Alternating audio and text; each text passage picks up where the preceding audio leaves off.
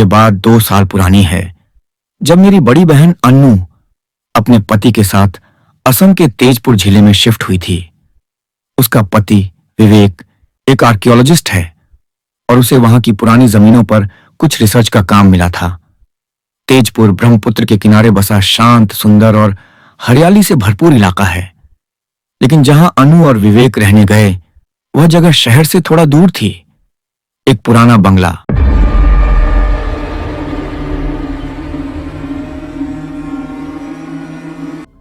जो कभी अंग्रेजों के जमाने में बना था।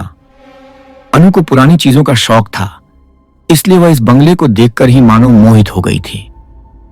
छतें ऊंची थीं, दीवारों पर पुराने लकड़ी के फ्रेम लगे थे और सबसे खास बात, हर कमरे में बड़ी बड़ी कांच की खिड़कियां थीं जो जंगल की तरफ खुलती थीं। पहले कुछ हफ्ते सब ठीक चला। अनु रोज मुझे फोन पर बताती कि कैसे वो बंगला अब धीरे धीरे उनका घर बनता जा रहा है। उसने खुद कुछ पुराने फर्नीचर रेस्टोर करके लगाए थे, बगीचे में फूल लगाए और एक खिड़की के पास अपनी पसंदीदा कुर्सी रखी, जहां बैठकर वो चाय पीती और किताबें पढ़ती। मगर धीरे धीरे उसकी बातों में कुछ बदलने लगा। उसका लहजा थोड़ा धीमा, कभी कभी हिचकता हुआ हो गया। एक दिन उसने कहा, तूने कभी किसी को बिना देखे महसूस किया है जैसे कोई पास हो पर दिखे नहीं? मैं हंस पड़ी। तेरा पुराना बंगला तुझे डराने लगा क्या?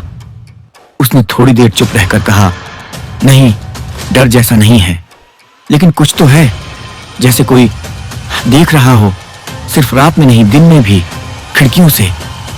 मैंने फिर मजाक में कहा, हो सकता है कोई बंदर हो। लेकिन उस दिन के बाद अनु के फोन आने कम हो गए।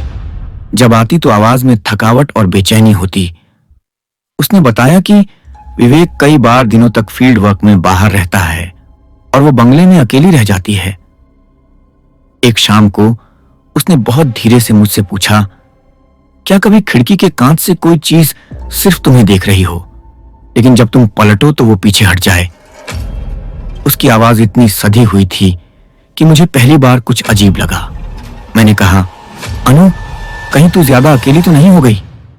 उसने बहुत हल्के से जवाब दिया, हो सकता है, लेकिन मुझे लगता है मैं अकेली नहीं हूं। उसी रात मुझे खुद एक सपना आया। अनु एक लंबे गलियारे में खड़ी है, हाथ में एक लाल रंग की किताब है और पीछे से कांच की खिड़की से कोई परछाई उसकी तरफ देख रही है। जब मैं उठी तो पसीने पसीने थी। मैंने अगली सुबह अनु को फोन किया, लेकिन कोई जवाब नहीं मिला।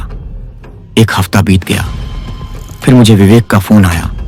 उसकी आवाज घबराई हुई थी। मैं 3 दिन से अनु को कॉल कर रहा हूं और वो रिसीव नहीं कर रही। मैं अभी फील्ड से लौट रहा हूं, लेकिन यहां कुछ ठीक नहीं है। मैं तुरंत तेजपुर जाने के लिए तैयार हो गई। जब मैं वहां पहुंची तो तेजपुर की वो हरियाली भी जैसे भारी लग रही थी। बंगला दूर से सुंदर दिखता था, लेकिन पास आते ही उसकी खामोशी डराने लगी। दरवाजा अंदर से बंद था, लेकिन खिड़कियां, हर खिड़की का कांच धुंधला था, मानो किसी ने जानबूझकर अंदर से छूकर धुंधला किया हो। विवेक ने ताला तोड़कर दरवाजा खोला। अंदर अंधेरा था, पर्दे गिरे हुए और हर चीज पर महीनों की धूल जमी थी। अनु वहां नहीं थी। घर के हर कमरे की तलाशी ली गई, रसोई, बाथरूम, बेडरूम, सब वैसा ही था, लेकिन अनु कहीं नहीं थी। पुलिस को खबर दी गई, लेकिन कोई जबरदस्ती या झगड़े का निशान नहीं था। फिर विवेक ने मुझे एक कमरा दिखाया, कांच की खिड़की वाला कमरा। यह वही कमरा था जहां अनु रोज बैठती थी। बड़ी सी खिड़की, सामने जंगल और नीचे वही कुर्सी। कुर्सी पर अनु की लाल दुपट्टा पड़ा था और सामने की दीवार पर किसी ने उंगली से धूल में लिखा था, तुमने देखा मुझे? मैंने कांपते हुए दीवार की ओर देखा, जैसे किसी ने खिड़की के कांच के पास खड़े होकर लिखा हो। विवेक का चेहरा सफेद पड़ गया। वो बड़बड़ाया, अनु अक्सर कहती थी कि कोई उसे देख रहा है, शायद उसी खिड़की से। उस रात हम दोनों बंगले में ही रुके। अजीब बात यह थी कि हर बार जब हम उस खिड़की वाले कमरे में गए तो वो कुर्सी अपनी जगह से थोड़ी खिसकी हुई मिलती।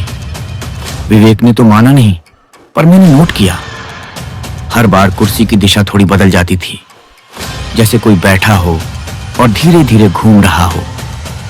रात के 2 बजे जब मैं उठी तो मुझे लगा खिड़की से कोई हल्की सी थाप दी, जैसे उंगलियां धीरे धीरे कांच पर रगड़ रही हों। मैंने पर्दा हटाया, कुछ नहीं था, लेकिन खिड़की पर उंगलियों के हल्के निशान थे, ताजे। मैं डर के मारे वापस पलटी और देखा अनु की लाल किताब फर्श पर पड़ी थी, वही किताब जो सपने में देखी थी।